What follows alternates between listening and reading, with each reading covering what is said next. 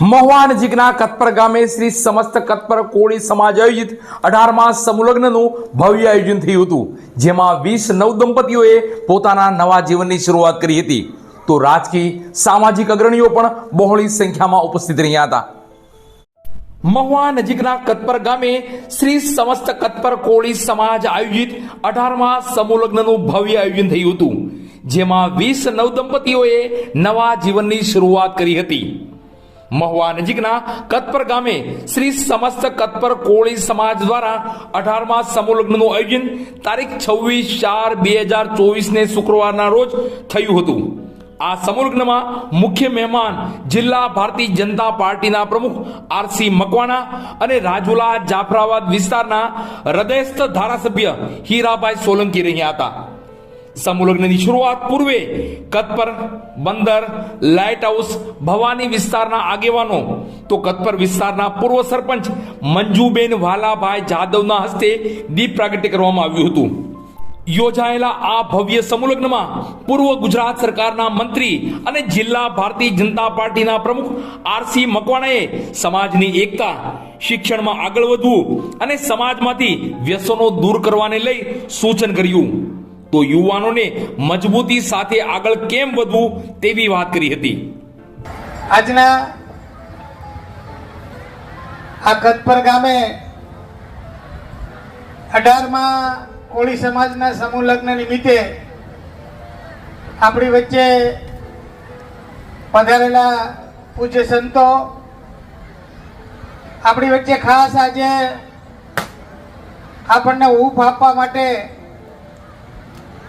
આપણને માર્ગદર્શન આપવા માટે, આપણને તાકાત પૂરી પાડવા માટે પધારેલા આપણા સૌના હૃદયમાં ખૂબ જ ઊંચું સ્થાન છે. આપણે ખૂબ એમનું અદઘેરું સ્વાગત કર્યું છે એવા રાજ્યના પૂર્વ સંસદીય સચિવ અને વર્ષો સુધી ધારાસભ્ય તરીકે રહીને સૌરાષ્ટ્રના કોળી સમાજની સેવા કરી છે એવા રાજુલા જાફરાબાદના આદરણીય ધારાસભ્ય હીરાભાઈ સોલંકી.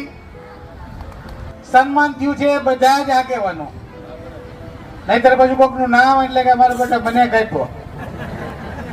હીરાભાઈ, આપણો આશય ન હોય એવો. બધા આગેવાનો, આ સમૂહ લગ્ન સમિતિ જે 18 વર્ષથી સતર ગામે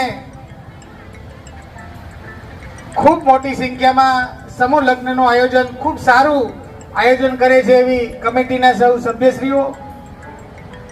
શરૂઆત જેણે કરી હતી એવા કમિટીના સભ્યો આપણી વચ્ચે નથી, પણ આપણે એને ક્યારેય ભૂલી શકીએ એમ નથી એવા પૂજ્ય ગગુ બાપુ વાલાભાઈ, અને હમણાં જ જેમનું દેહાંત થયું છે એવા આપણા આગેવાન સમૂહ લગ્ન સમિતિના સભ્ય બચુભાઈ કવાડ. આમને પણ મહુવાની અંદર અલગ રીતે જોવામાં આવે છે. આખું ગામ એ કોળી સમાજનું ગામ છે, હંપીલું ગામ છે. જે ધારે અને જે નક્કી કરે એ કરે એવું ગામ છે. એક તાલે એક સાથે ચાલવા વાળું ગામ છે. અને એટલા માટે આવા રૂડા પ્રસંગો બોલતી હતી ને, એટલે મને એમ થતું હતું કે હવે એના કરતા 4 ગણી ઉંમરનો હું, મારી ક્યાંક ભૂલ પડશે તો આ દીકરી તો સડસડાટ મુદ્દાસર એક વાત આપણી વચ્ચે કરી દીધી અને આપણને બધાને ગમ્યું કે હવે કોળી સમાજના હૃદયસ્થ અને ધારાસભ્ય એવા હીરાભાઈ સોલંકીએ આ સમૂહ લગ્નના આયોજકને બિરદાવ્યા હતા અને તેમની મહેનત રંગ લાવી છે તેવું કહ્યું હતું.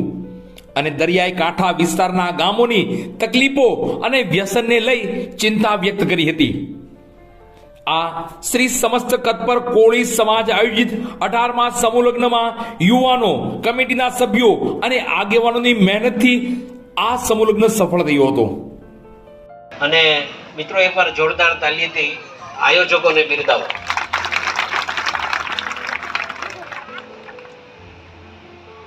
બેન તન્વીબેને અહીંયા બહુ સરસ વાત કરી. થોડું થાય ને તો થોડું આપણા ઘરમાં બધા દીકરીઓ હશે, પણ આ દીકરી જે બોયલી છે જે વિષય પર બોલી એ આપણે આ કાંઠા વિસ્તારમાં ઘણું બધું આનો અસર આપણે જોવા મળતો હોય છે. વ્યસન માટે ઘણી બધી વાત. ભરતભાઈ, આપણે જેમ કે આ કતપર ગામ છે એવું જ અમારે ચાંચ ગામ પણ છે અને આવું જ છે, આપણું જ છે.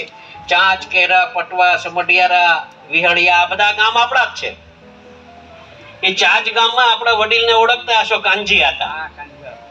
ત્યાં સમૂહ લગ્નમાં અમારા સમૂહ લગ્નમાં એક દાખલો આપ્યો હતો એવે અને ચાંચ ગામનો આપ્યો હતો કે ચાંચ ગામમાં એક પરિવાર પણ ગદ્દાર ક્યારેય હોતો નથી. શરીરથી કદાચ નબળો હોઈ શકે, કમજોર હોઈ શકે, પણ ક્યારેય કાયર નથી હોઈ શકતો આપણો સમાજ. ઈ ચાંચ ગામની વાત કરી તો કાંજી હતા એક જ પરિવારમાં 5-6 જણ અને 5-6 જણ દાળી કરવા જાય એટલે 250-300-400 રૂપિયા દાળી મળે અને દાળી મળીને હાંજના ઘરે લઈ આવે અને ઘરમાં એનો વડીલ બાપ એ દારૂ પી પીને જેટલા રૂપિયા કમાઈને આવ્યો હોય ને આ કોથળીમાં અને બીજા બધા વ્યસનમાં ને એ વાપરી કાઢતો. બેનને ઘણી ચિંતા થતી પણ કરે શું? આવી મુશ્કેલી ઊભી થતી, ઘરમાં કઈ ખાવા પીવા બાળકોને નહીં રહેવા દેતા. આવો દાખલો હાચે ભાઈ શ્રી કાનજીભાઈએ આ સ્ટેજ પરથી, અમારા સમૂહ લગ્નના સ્ટેજ પરથી આ વાત કરી હતી. અને પછી વ્યસન કરતા કરતા કરતા એ ભાઈ તો સ્વર્ગવાસ થઈ ગયા.